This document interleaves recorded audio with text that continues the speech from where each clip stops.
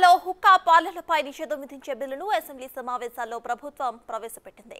CM Revanth Reddy తరపున బిల్లును మంత్రి శ్రీధర్ బాబు సభ ముందుకు తీసుకువచ్చారు. దీనిపై ఎలాంటి చర్చ లేకుండానే శాసనసభ ఏకగ్రీవంగా ఆమోదం తెలిపినట్లు స్పీకర్ ప్రసాద్ కుమార్ ప్రకటించారు.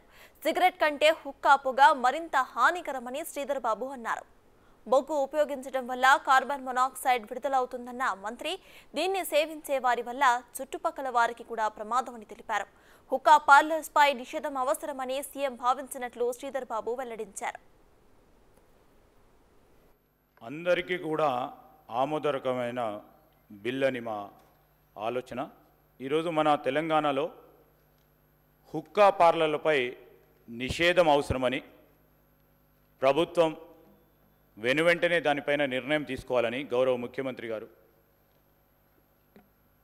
నిర్ణయం చేయటం, క్యాబినెట్లో కూడా దాన్ని ఆమోదించి ఈరోజు సభ ముందట ఉంచుతా ఉన్నాం అధ్యక్ష.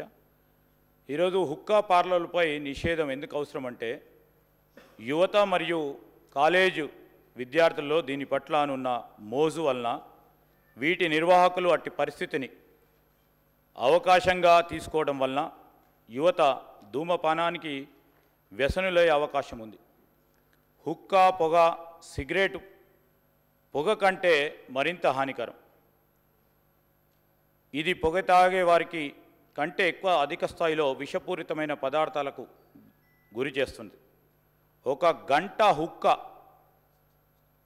పొగటులో 200 పఫ్ఫులు ఉండి సిగరెట్తో పోలిస్తే 100 రెట్లు అధికంగా పొగాకు శ్వాసించడం జరుగుతుంది కనుక, అంతేగాక హుక్కాలలో బొగ్గు ఉపయోగించడం ద్వారా కార్బన్ మొనాక్సైడ్, లోహాలు మరియు క్యాసినోజన్లు మరింత ప్రమాదకరమైన పొగ వెలువడి కాలుష్యాన్ని మరింత పెంచుతుంది అధ్యక్ష.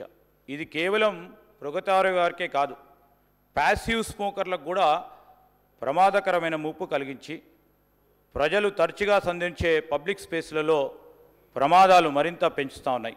అందువలన హుక్కా బార్లను నిషేధించడం వంటి కఠిన చర్యలు అవసరమని తెలంగాణలో సిగరెట్స్ మరియు ఇతర తంబాకు ఉత్పత్తుల చట్టం 2003కు సూచించబడిన కొన్ని సవరణలు చేయడం జరిగింది అధ్యక్ష.